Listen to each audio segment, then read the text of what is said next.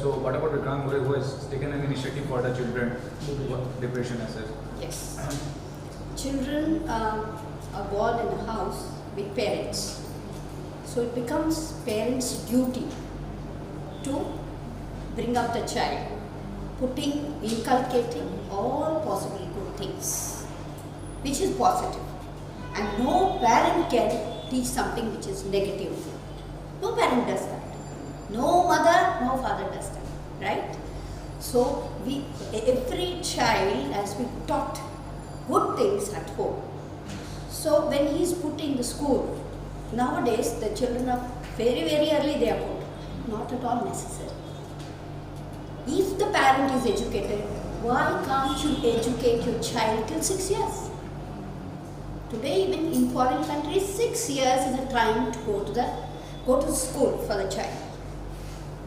You put a child at 1.5, 2.5, what nonsense? At least 3 years you have to remain with your child, because whatever you inculcate into the child up till the child is 3, whether it is a boy or girl, no matter what sex, the child learns out of all this. Mother teaches this, she learns. Father teaches this, she learns. Any elders at home, she learns. She or he does learn. And that is registered in the mind, like your mobile. Okay. So, this culture, this is a beautiful culture inculcated by our parents. The same thing, I am a mother and a teacher and a grandmother, okay? I am a teacher. I've spent my more than 25 years. I think in Mumbai there is not a school where I have not worked as a temporary teacher, obviously, because of my age. So, if there are about 70 students, every child is brilliant by its own. You cannot brand a child, oh, he's a slow learner, he's a dud. He's too intelligent, he's brilliant. You have no right to judge pass such comments on any child for that matter. Okay, because every child is got some talent or the other, or some potentiality in the child, which has to be looked into. If the child has been looked into at home, fine, you can just develop the child. If you give a child a pencil and a book, plain book, it goes on drawing. And when it draws, a child who draws circle, they say the child is very intelligent. Because to draw a circle is not easy. Okay. Yeah. So, this is how you have to promote your child. And every child has got some talent or the other. You do not know, So, the mother who is spending most of the time with the child, she should be a mother who can judge the talent of the child. Okay. And for example, I would say, my daughter, she's got a very good voice, and I was after her to be put in the music. And I said, come what may, I will see that she becomes a singer. She is a singer today. So, I don't put my wish into the child. I put the wish of the child. Because you did not become a doctor or a singer or an actor, you can impose that thing into your child. You have no right to do it. Who has given you the right? The child is born with all the potentialities it has. You have to just find out. Right? Yes. And take the child into the right line. So she has a very good voice, and when she sings, God, if she sings a devotional song, God has to come listen to her. That is how she sings. So from the age of 3, I was finding of her a good teacher. I could not find one, Though I was in South, Carnatic music, I am a South Indian, Telugu. You can speak all the South Indian languages to the best of my ability. So I can convey to all. So don't ever underestimate or overestimate your child. Yes, ma'am, definitely. Child is a child. Why don't you have to look at the 5-year-old child as a child? You cannot be seeing the child as an adult. No way. No way you will do this mistake as a parent, please. And you cannot impose or thrust on the child. भोजा यहाँ पे, school से आ गया, फिर भोजा लो, फिर tuition पे जाओ. अरे you have got that much money to spend लाखों रुपया स्कूल में, साल भर का लेता है. क्या सिखाता है कभी कुछ नहीं देखा नहीं, स्टाफ कभी देखा नहीं, बिल्डिंग देखा, बस नाम हीरानंदानी, चलो लगाओ. अरे दूसरा मेरा नेबर उधर में जाता है तो मैं भी, मेरा भी बच्चा उधर जाएगा. कभी सोचा है? बच्चा सीखने जाता है. इसीलिए इनका बिजनेस बढ़ रहा है. He is not going to see the building. So what you have to see in the school is the staff. The staff. School business. I am a teacher. I am 68 years old. Okay, I have gone to so many schools in Mumbai. I took the pleasure of teaching. You know, there were 69 children. They were in the 9th standard. Believe it, please believe it. In Nairobi, Saraswati Vidyalaya. The children were not at all good in English, and I was an English teacher. I said, every one of you can speak English. Why not? Why not? If I can speak Marathi, if I can speak Hindi, why not? English is the easiest subject. Okay. Thanks ma'am. की पलटन के बारे में बताइए, क्या कहना चाहेंगे, कैसा अनुभव था, और सब्जेक्ट जो है सबसे पहले वो एक सोशल सब्जेक्ट है और बहुत ज़रूरी सब्जेक्ट है आज के दौर में. तो बताइए क्या कहना चाहेंगे विक्रांत सर के बारे में और ये फिल्म के बारे में. सबसे पहले तो मैं बहुत बहुत थैंकफुल, बहुत धन्यवाद करता हूँ विक्रांत जी का, जिन्होंने एक ऐसा सब्जेक्ट उठाया है जो बहुत ही इमोशनल और करुणा भरी सब्जेक्ट है. और अभी जो माता जी यहाँ पर बोल के गई है, मैं उनसे इतना प्रभावित हुआ हूँ, मुझे बहुत अच्छा लगा. उनके बाद हमारे पास बोलने के लिए शब्द नहीं है. उन्होंने बहुत अच्छी अच्छी बातें बताई है.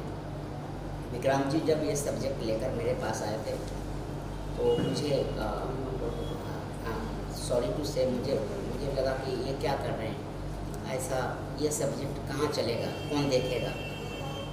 और मोंटो की पलटन, बच्चे लोग होंगे इसमें. कुछ मैंने भूत अंकल किया था, और बच्चों के बहुत सारे सीरियल और फिल्म मैंने किया हुआ है जो कमर्शियल बहुत हिट रहा है, और बहुत अच्छा उसमें बहुत अच्छा अनुभव मेरा भी था और बच्चों का भी था, दर्शकों का भी था.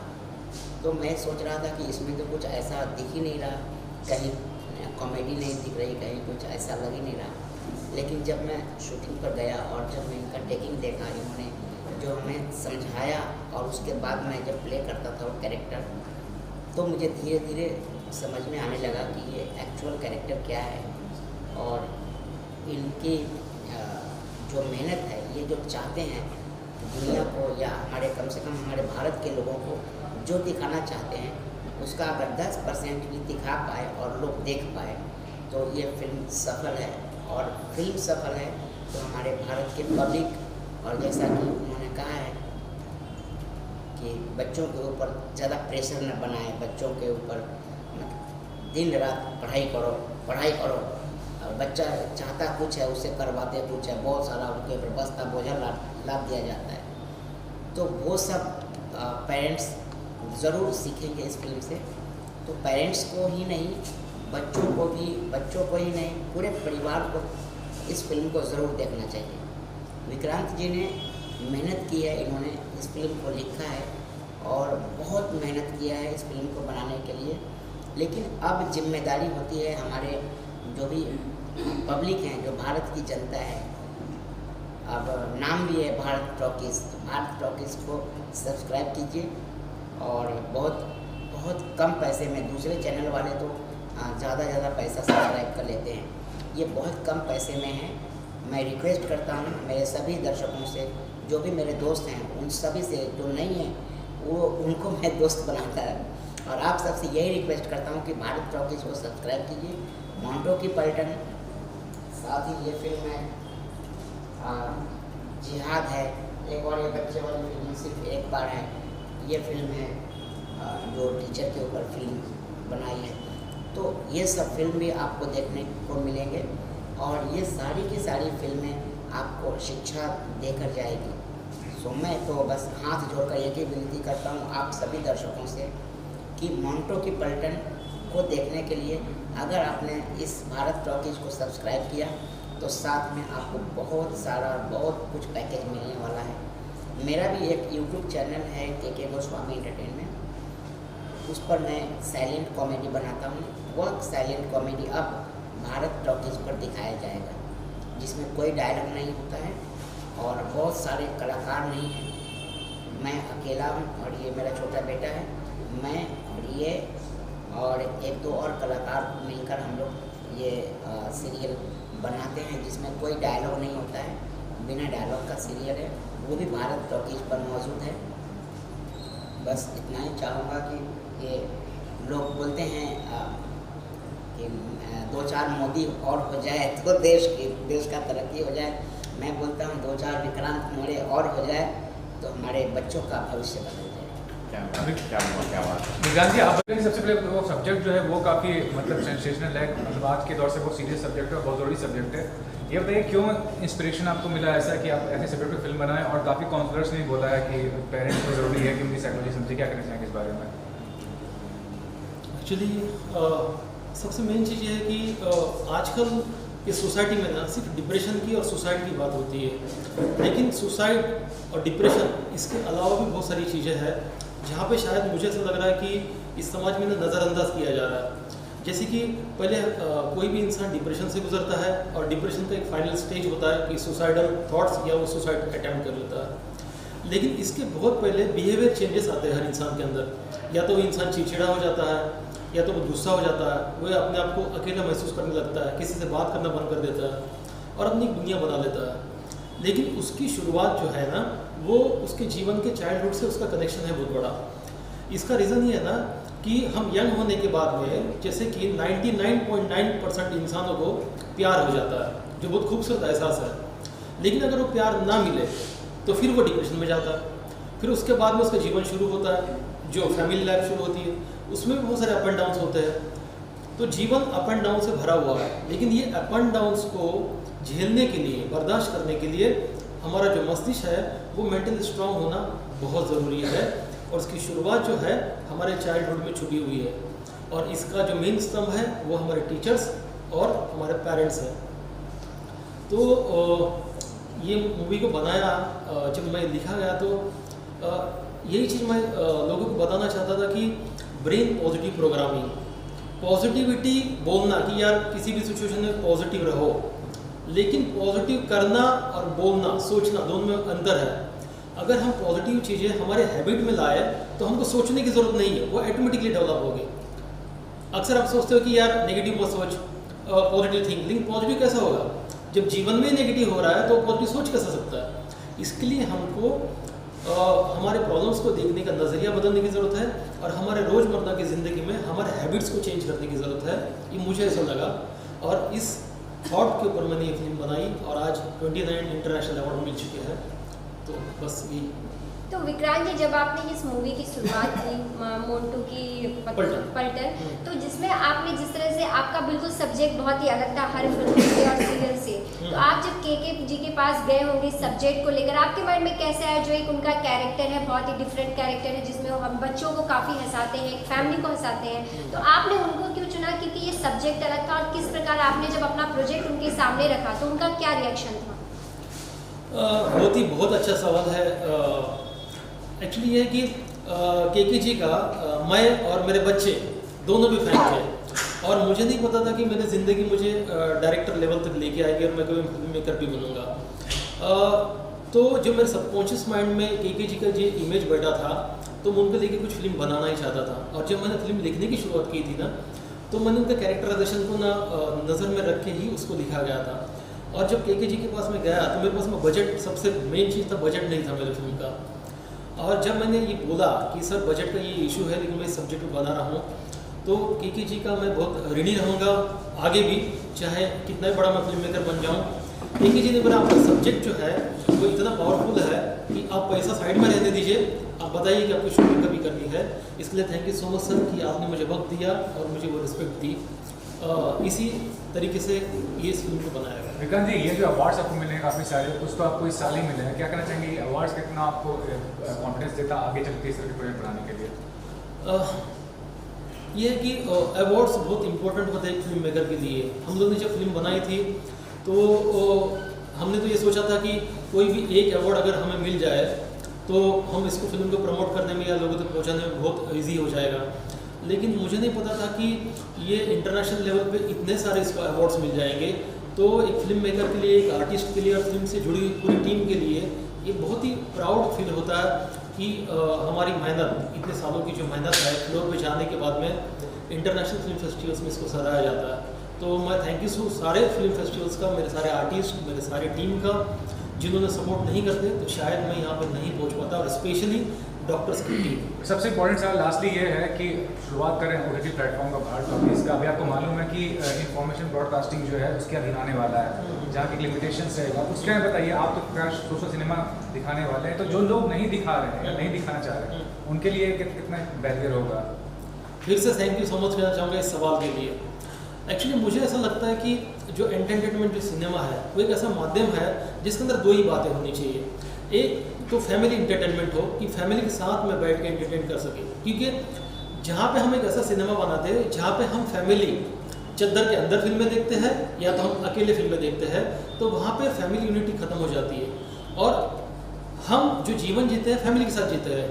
तो सिनेमा एक माध्यम है जहाँ पे फैमिली इंटरटेनमेंट होना चाहिए ताकि हम हमारे माइंड को रिलैक्स कर पाए फैमिली के साथ में। और अभी जिस प्रकार का ज़्यादातर सिनेमा बन रहा है तो मुझे नहीं लगता कि हम फैमिली के साथ बैठ के हमारे बच्चों के साथ इन्वॉल्व होकर इसको देख पाते हैं। एक दूसरी तरफ है कि समाज की वो पीड़ा यानी सोशल अवेयरनेस, तो मुझे लगता है कि समाज की पीड़ा को लोगों तक पहुंचाने का ये सबसे बेस्ट माध्यम है सिनेमा। तो मुझे लगता है ये दो ही कंटेंट होना चाहिए, या तो फैमिली एंटरटेनमेंट होना चाहिए या तो सामाजिक मुद्दे पर फिल्म बनना चाहिए, ताकि समाज कुछ ले सके सोल्यूशन के साथ में, और एक हम ये दुनिया छोड़ने के जाने के पहले कुछ ऐसी फिल्में बना पाए जिस फिल्मों को देख के हमारी आने वाली पीढ़ी इंस्पायर हो पाए।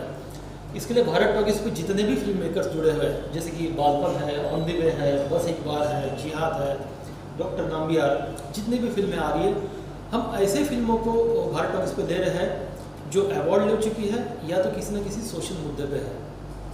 तो विक्रांत सक्सेस हो पाएगा, लोगों तक पहुँच पाएगा या नहीं पहुँच पाएगा, तो इसका जवाब यह है कि नहीं पहुँच पाएगा। इसके लिए नहीं पहुँच पाया क्योंकि आपकी जो शुरुआत है अगर एक इंसान तक भी पहुँच जाती है तो आप हिस्ट्री निकाल के देख लो, आज 135 करोड़ की आबादी में कुछ चुनिंदा भगवान ही रूल कर रहे हैं। एक ही यीशु क्रिस्त है, एक ही सिद्धार्थ गौतम है, एक ही गुरु नानक है, और एक ही इंसान पूरे कायनात को रूल कर रहा है। इसका मतलब ये है कि अगर हमारे दिमाग में एक अच्छी सोच है तो हमको इसको रिएक्ट करना ज़रूरी है। लोग रिस्पॉन्ड क्या करेंगे ये मुझे लगता है वक्त के ऊपर छोड़ना चाहिए, इसलिए मैंने कभी भी नेगेटिव सोचा ही नहीं है।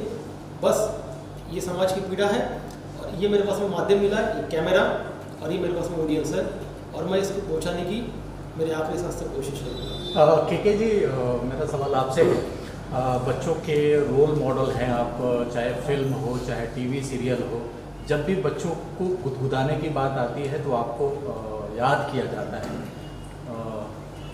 क्या कोई ऐसा किरदार अभी रह गया है जो बच्चों को आप उसमें कहना चाहते हैं, जो दर्द है अंदर का बच्चों का, वो आप एक्सप्लेन करना चाहते हैं? कुछ ऐसा बाकी रह गया? बस ये मोंटो की पलटन जो है ये फिल्म सक्सेस हो जाए, और इसके बाद मोंटो की पलटन दूसरी भी ला रही है। अच्छा, पार्ट 2 भी आ रही है। इस तरह के सब्जेक्ट में के बारे में बताइए, क्या कहना चाहेंगे आप? उनके प्रोजेक्ट को सपोर्ट करते हैं, कुछ स्पेसिफिक रीज़न होता होगा, क्या कहना चाहेंगे उनके बारे में, उनके प्रोजेक्ट के बारे में? विक्रांत सर के बारे में जितना कम उतना कम है। और जो ये फिल्म है मोंटो की पलटन, इससे पहले भी हमने बच्चों के ऊपर एक फिल्म बना चुके हैं, और इनको मैंने प्रॉमिस किया है कि जब तक आप बच्चों के ऊपर फिल्म बनाएंगे तब तक मैं आपके साथ जुड़ा रहूँगा। बाकी बोलने के लिए तो बहुत लोगों ने बोला, तो वही रीज़न है कि बच्चों के ऊपर खास मतलब इंडिया में काम करने वाले बहुत कम लोग हैं इनके जैसे, जो मेरे ख्याल से 5-6 साल से उसी विषय के ऊपर लगे हुए हैं। तो एज ए प्रोड्यूसर आप बहुत भरोसा करते हैं विक्रांत जी पे, और प्रोड्यूसर का मकसद भी होता है कि जो पैसा लगे वो रिटर्न आए। तो उसके बारे में थोड़ा सा ये भरोसे की बात करते हो तो मुझे तो इनको ही पूछना पड़ेगा, क्योंकि मैं इनको कोई कोई क्वेश्चन करता ही नहीं है। और मैं फिल्मी दुनिया का आदमी हूँ नहीं, पहली बात तो जो अच्छा विषय लेकर आते हैं समाज के लिए, तो हर आदमी का एक कर्तव्य होता है कि जो अच्छा कर रहा है उसको खुद ना कर सके तो दूसरे को सपोर्ट करें, तो मैं वही कर रहा हूँ उनके साथ। और ये निरंतर आगे तक भी चलता रहेगा? हाँ, वैसे तो हमने नक्की किया कि लाइफ टाइम चलता ही रहेगा। जब तक ये बच्चों के ऊपर काम करते रहेंगे तब तक हम लोग साथ ही में रहेंगे। विक्रांत जी, आप क्या कहना चाहेंगे प्रोड्यूसर के बारे में? ऐसे प्रोड्यूसर सबको मिले तो सबका पहले तो यह कि एक नॉन फिल्मी इंसान होने के बावजूद उन्होंने मेरे पे जो विश्वास रखा, ये विश्वास सही में इस 2020 के युग में, आधुनिक युग में बहुत ही अलग सा मुझे महसूस हुआ कि एक इंसान जो लाखों रुपया प्रोजेक्ट पे लगाने के बाद एक सवाल भी नहीं पूछता, और वो सिर्फ इस मुद्दे से जुड़ा हुआ है। और लगातार मेरी तीनों फिल्में में हमेशा से ही एसोसिएट प्रोड्यूसर रहा है वो, और जब भी इन्होंने जो भी पैसे लगाए कभी भी मुझे एक भी सवाल नहीं किया। तो मैं ये चाहता हूँ कि इनके जैसे प्रोड्यूसर्स और पूरे हिंदुस्तान में से आगे आए, और मेरे से जो सामाजिक मुद्दे पे कुछ करना चाहते हैं उनके लिए कनेक्ट करें, क्योंकि जितने आप दान धर्म और जगह पे करते हो तो मुझे लगता है समाज के लिए अब आप रिटर्न दे पाओ तो ये बहुत ही अच्छी बात होगी। प्रिया, आप कुछ ऐड करना चाहोगे सर के बारे में एज ए प्रोड्यूसर? सर के साथ काम करने का एक्सपीरियंस हमेशा से अच्छा रहा है, क्योंकि सर का जो सोच है वो बेसिकली हमारे सोसाइटी में ऐसे बहुत कम ही लोग हैं जो ऐसी सोच रखते हैं, सोसाइटी के लिए कुछ करना चाहते हैं और जो एक्चुअली करते हैं विदाउट एनी एक्सपेक्टेशन। तो सर का ये एक मॉड्यूल सा बन गया है कि वो जो भी चीज़ करते हैं, जो भी फिल्में बनाती है, उन्होंने जो भारत टॉकीज में हमने जो ओपन किया है उसमें भी हम ऐसे ही मूवी ले रहे हैं जो हमारी सोसाइटी को कुछ मैसेज दे रहा है। और हम ये चलिए, विक्रांत जी कुछ कहना चाहेंगे आखिरी में? चलते चलते कुछ शेयर करना चाहेंगे? कैसा रहा एक्सपीरियंस, कैसा रहा जर्नी इस मोंटू की, पलटन की? बच्चों को हैंडल करना बड़ा मुश्किल है। आपके अभी एक बच्चे नहीं है मेरे ख्याल से, और क्या है ना? अच्छा, दो है। अच्छा, तो कैसा रहा एक्सपीरियंस, कैसी रही जर्नी, इसके बारे में थोड़ा सा बता दें। मोंटू की पलटन की जो जर्नी है वो बहुत ही धमाकेदार, बहुत ही अलग सा एक्सपीरियंस रहा मेरे लिए। खास करके पंकज बेरी सर जो तेलानी रामन में एक बहुत ही अच्छा किरदार कर रहे हैं, वो अभी शूटिंग पे ही है इसलिए वो पहुंच नहीं पाए, तो मैं बहुत मिस कर रहा हूँ, क्योंकि हर जगह अवार्ड लेने के लिए हमेशा मेरे साथ में रहे हैं, लेकिन प्रमोशन में वो अक्सर उनके शूटिंग कोइंसिडेंस से नहीं पहुँच पाते हैं। तो सबसे पहले तो के जी और पंकज बेरी सर के साथ में मेरा सफ़र बहुत ही अच्छा रहा। और रहा सवाल एक सेटिस्फेक्शन लेवल बहुत ही है मेरे दिल में कि मैं बच्चों के लिए कुछ कर पा रहा हूँ, और ये जो करने की जो क्रिया के अंदर, इस सफ़र के अंदर जो मुझे मज़ा आ रहा है ना, वो एक अपने आप में बहुत ही पॉजिटिविटी है। और जितने भी लोग मेरे से टकरा रहे हैं, चाहे मीडिया के माध्यम से हो, चाहे वो शूटिंग हो, स्पॉट बॉय हो, हर तरीके से, तो मैं बच्चों के ऊपर जो टिप्स है, मेरी चीज़ें हैं, मैं उन तक पहुँचाते रहता हूँ। और एक मुझे बहुत ही पावरफुल माध्यम मिला है, इसको मुझे उसको छोड़ूंगा नहीं मैं। एक सवाल और आखिरी चलते चलते, जैसे प्रिया ने पूछी थी कि कहाँ पे ये शूटिंग कहाँ पे आपने किया, उसके बारे में थोड़ा सा जानकारी दो। ये तो बहुत ही इंटरेस्टिंग बात है कि एक तो हमको कि मैंने कहानी पढ़ी थी बचपन में विक्रम बेताल, और मेरे को जंगल में कोई फिल्म बनानी थी, और उस जंगल में जब हम लोग ने सर्वे करके हम लोग ने एक एऊर का जंगल मिला, लेकिन वहाँ पे हमको सबसे बड़ी टफ काम ये था कि वहाँ पे शेर थे, वो भी खुले, और उस कंडीशन में दिन में भी शेर आ जाते थे वहाँ पे, और बच्चों को लेके काम करना, और के जी भी उन बच्चों के अंदर पूरा शामिल हो जाते थे। अब क्या होता था कि हमारे सुबह 5 बजे की शिफ्ट रखती थी, और वहाँ पे फॉरेस्ट गार्ड्स लोग ने हमको बोला था कि आप यहाँ पे 5 बजे के साथ रह नहीं सकते हो, क्योंकि यहाँ पे बहुत सारे हादसे होते हैं। और हम 5 बजे जब पहुँच जाते थे बहुत सारे सीन्स में, जैसे एक सीन सुनाता हूँ कि हम लोग शूटिंग कर रहे हैं और ये लोग बैठे हुए, के जी झाड़ पे चढ़े हुए, और मैं एक्शन बोल रहा हूँ और कोई रिएक्शन ही नहीं दे रहा, और मुझे समझ में आ रहा कि बच्चों को वो शेर दिख रहा है, मुझे तो नहीं दिख रहा था, और सारे पूरे सब स्तब्ध हैं।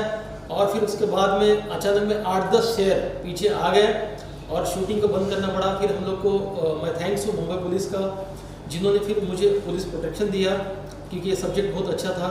जैसे हमारे ATS चीफ जो ताज के हमले में थे, निवृत्ति कदम सर, उन्होंने मुझे बहुत ही हेल्प किया। वो खुद अवेलेबल भी रहे वहाँ पे, और इस सब्जेक्ट को रुकावट कहीं पे ना हो इसलिए पुलिस फोर्स दी गई मुंबई पुलिस ने, और हम लोग ने पूरे प्रोटेक्शन के साथ में उस जंगल में इस फिल्म को शूट किया। जो आप जब इसको फिल्म को देखोगे तो आपको बहुत ही मज़ेदार एक विक्रम बेताल वाला जो टेस्ट है वो आपको मिलेगा। और बेताल कौन है, विक्रम कौन है, उसके लिए आपको पिक्चर देखनी पड़ेगी, और एक नया टेस्ट आपको मिलेगा इस फिल्म के अंदर। तो इस पूरी फिल्म की शूटिंग के दौरान ऐसा अच्छा मोमेंट्स कौन सा रहा जो आपको हमेशा ही याद होगा कि इतनी भी फिल्में आप कर रहे हैं लेकिन वो मोमेंट्स है जो आपको हमेशा याद आएंगे, और ऐसा बैड मोमेंट्स कौन सा रहा जो आपको लगता हो कि नेक्स्ट फिल्म अगर मैं करूँ तो शायद ये मेरे साथ ना हो? पहले तो बैड मोमेंट के बारे में बताता हूँ। बैड मोमेंट ये था कि हमारे पास में टाइम का शॉर्टेज था, क्योंकि सूरज ढलने के पहले तो शूटिंग करना था, टाइम कम था। के सर के पास में डेट लॉक थी, और कोइंसिडेंस ये होता था मेरी डेट की जब शूटिंग होती थी सर की शूटिंग डन हो जाती थी, और मैं सर को बोलता था प्लीज़ सर आज कैंसिल मत करो, और उनकी शूटिंग कैंसिल हो जाती थी। तो बोलते थे विक्रांत जी आपके लिए तो मैं फ्री में शूटिंग कर रहा हूँ, मेरे को जो पेड है वो मेरी शूटिंग कैंसिल हो जा रही है, आपके चक्कर मेरा लॉस हो रहा है। मतलब सर ब्लेसिंग में काउंट करो, आप पैसे को पैसे में मत काउंट करो। इसलिए थैंक यू सर, आपने सपोर्ट किया। और तो इसके अंदर सब अच्छी ही जर्नी है, अच्छी मोमेंट है, अच्छी यादें हैं। बस एक जो बैड मोमेंट है मेरे साथ में वो हुआ, मैं बहुत ही सैड फील करता हूँ कि मेरी जितने भी कास्ट क्रू, मेरे सेटिंग डिपार्टमेंट है, शूटिंग के अभाव से हम लोग लंच ब्रेक टाइम पे नहीं कर पाते थे, हम लोग नाश्ते का स्नैक्स का ब्रेक नहीं कर पाते थे, तो खाने पीने की बहुत ही प्रॉब्लम्स होती थी, जंगल में खाना लेके जाना, और ब्रेक नहीं कर पाते थे। तो सारे टीम ने मुझे ये सपोर्ट किया कि सर आप पिक्चर कंप्लीट करो, और ब्रेक हम 1 बजे का ब्रेक कभी 3 बजे करते, कभी कभी हम लोग ने ब्रेक ना करते हुए भी हम लोग ने दोपहर का खाना डायरेक्टली रात में 7 बजे खाना खाया है। इसलिए मैं बहुत ही थैंक्स हूँ मेरे सारे क्रू मेंबर, मेरे सारे आर्टिस्टों का, जिन्होंने मुझे सपोर्ट किया, बिना खाने के आपने शूटिंग किया। लॉकडाउन कोरोना महामारी फैली थी, इस दौरान की कुछ माध्यम से लोगों के सामने होगी। जैसे कि अब मैं भारत टॉकीज OTT प्लेटफॉर्म जो हम लोग ने लॉन्च किया है, जिसमें सामाजिक मुद्दे पर ही फिल्में बनी है, तो लॉकडाउन के अंदर ही, लॉकडाउन के ऊपर ही काफ़ी फिल्म मेकर ने बनाई है जो भारत टॉकीज पे दिखाई जा रही है। भारत टॉकीज का आइडिया भी लॉकडाउन में ही आया है। राइट, भारत टॉकीज का आइडिया भी जो है ना, ये लॉकडाउन हम सारे ह्यूमैनिटी के लिए एक बहुत बड़ा सबक रहा, क्योंकि हमको अपने आप से मिलने का मौका मिला, क्योंकि हम अपने भागदौड़ में इतने भाग रहे हैं कि हम अपने आप से मिल नहीं पा रहे, हम लोगों से मिल रहे हैं। और अपने आप से मुलाकात हुई लॉकडाउन में, और अंदर की जो क्रिएटिविटी है, अंदर जो इंसान छुपा हुआ है वो बाहर निकल पाया। तो इस कोरोना काल में एक चीज़ें सिखा दी कि जीवन बहुत ही क्षणिक है, कुछ सेकंड्स का है। हम इस पल में हैं तो शायद अगले पल में नहीं है, लेकिन हम अगले पल में नहीं है फिर भी हम हैं। इसको करने के लिए हमको बहुत सारी चीज़ें करनी बाकी है। तो मुझे लगता है हर एक इंसान ने अपने अपने लेवल पे जो भी समाज के लिए कर सकते हैं। मुंबई रफ्तार न्यूज़ की खबरें पसंद आने पर हमारे YouTube चैनल को सब्सक्राइब करें और लाइक करें।